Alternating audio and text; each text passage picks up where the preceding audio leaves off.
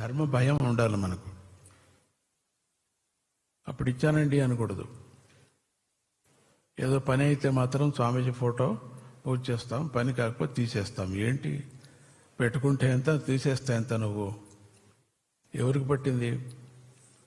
ఆకాశానికి ఆర్తి ఎత్తినట్టు, సూర్యుడికి నీళ్లు పోసినట్టు ఎవడికి కావాలా నీది?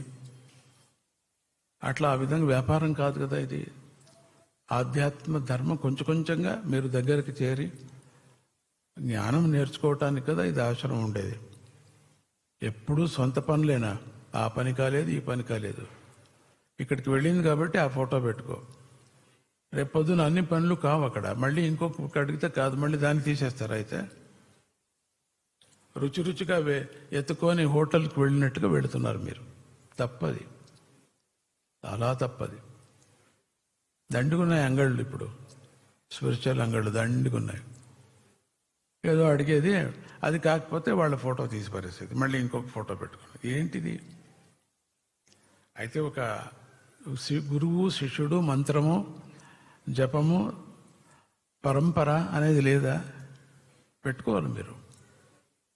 ఆ పరంపర పెట్టుకొని పిల్లలకు కూడా నేర్పించాలి మీరు. వదిలేయటమేనా పని కాకపోతే? పైన అయితే మాత్రం పెట్టుకోవటమా? అందుకని స్వామీజీ ఎట్లా చూస్తారు మిమ్మల్ని? అట్లా చూస్తారు.